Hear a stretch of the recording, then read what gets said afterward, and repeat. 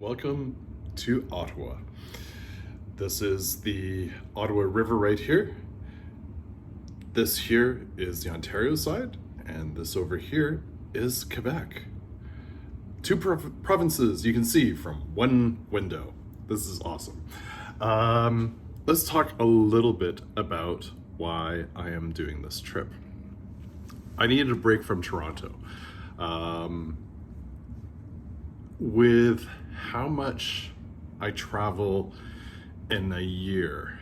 So even when I spent the year as manager, I was still traveling easily once every 2 months, etc. It's been since March, it's now August. That's what, 5, almost 6 months of staying in the same room, working away, focusing on work and my music and stuff. And also, I've gotten out certainly in Toronto to do a few Travel Bear videos. I have a lot more to do about Toronto to explore it. But I really needed sort of a breakaway. It's clear that I've got a bit of a nomadic lifestyle. I always come back home, but I'm so used to getting out. And I admit, it was playing a bit of a game with my brain. That's the only way I can describe it. So yeah, that's the upshot. Now, you're probably wondering, shouldn't you be afraid to travel during COVID times? It can be argued that, you obviously do need to take precautions, for sure. You have to wear a mask. Was picky on how I got here, so it was either I was going to drive myself or I ended up getting a ride with my mate John, who's visiting a friend this weekend. That's part of his social circle and also part of mine.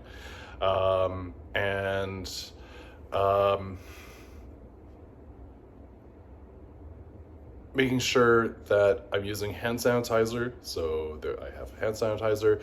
Making sure that I am washing my hands. So when I've been out and then I come back into to the hotel, making sure I'm washing my hands. And then just generally, being aware of being distant from others and such, and keeping that distance. I do a very good job of that. I am also choosing to stay outdoors as much as possible rather than go indoors. I am doing some footage of the O train because I'm a transit geek, so we'll see what happens. But walking around last evening, things were reasonably quiet in the city, so easy to social distance, physical distance, etc. So welcome to Ottawa. So breakfast, very different. So I currently have diamond status on Hilton and I get free breakfast, which is wonderful. Obviously, not all you can eat as far as I know. Maybe I could go down and get more, but not going to. However, it is now grab and go. So you go get into a line and then you pick your breakfast of what you're looking for, and they had a continental and an American option. I went for the more American style, if you can call it that, of bacon, mixed veg. They were doing essentially an Eggs Benedict. I got it without the English muffin, yogurt, and boiled eggs. So welcome to your hotel breakfast in COVID times. So I'm over here at Saint Laurent Centre, which is a big shopping mall in the east end of Ottawa. And it's neat how they've been able to reuse the transitway functionality or infrastructure to help also build out the O train system on line 1.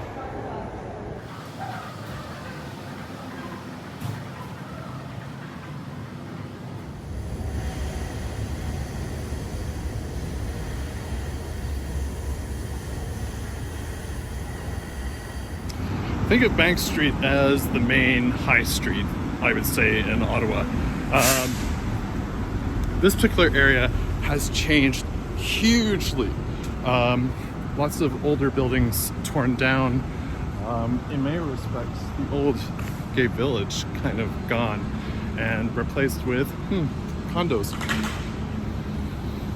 North of Gladstone, though, it becomes kind of a vibrant, shopping district with lots of restaurants and such. So, definitely a favorite street to walk down in Ottawa, and in many respects, you can't help but walk down it. As Canada's capital, is fluently bilingual, especially given it's on the Quebec-Ontario border. So all the signage here in the city, specifically for government, for local government, etc., are all bilingual. So for example, Avenue Laurier or Laurier Avenue right here, or over here, Rue Kent or Kent Street. So all the road signage is bilingual.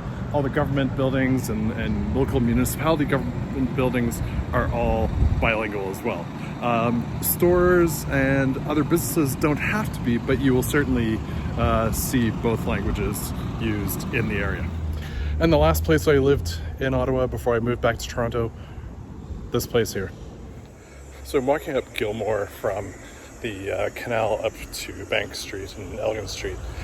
And I'm like, how the hell did I put up with cold weather and walking, to catch the bus to Carleton? Well, obviously, the motivation being my degree, but still, I hate cold weather. And Ottawa is the coldest, or if not the second coldest capital in the world. Necessity is mother of invention, I believe, is what they say. The Glebe area of Bank Street, so the area south of the 417, which is the major highway that runs through Ottawa, is a neat sort of eclectic area of, you name it, art shops. There are some sort of more sort of known businesses and stuff like that, but it's a neat area to visit. So of course the eclectic nature and artistic nature of the Glebe is gentrifying with, Sporting Life, Whole Foods, and a few other businesses here. However, right behind me is Kettleman's Bagels, and they have some of the best bagels in Ottawa, so check them out. And of course, where this monstrosity of a shopping center is, etc., is Lansdowne Park. So the redevelopment of Lansdowne Park, where the Rough Riders used to play. And the Rough Riders have been replaced with the Ottawa Red Blacks. So this whole area has completely changed since I came to school here. And right behind me is the canal, so the Rideau Canal. And of course, Colonel By Drive runs parallel, and that takes you to Carleton University, where I did my degree. OC Transpo, also known as NOC Transpo, is the local transit service here in Ottawa. And they've certainly been known to drive by without picking up passengers at actual stops. It's happened to me numerous times when I lived here.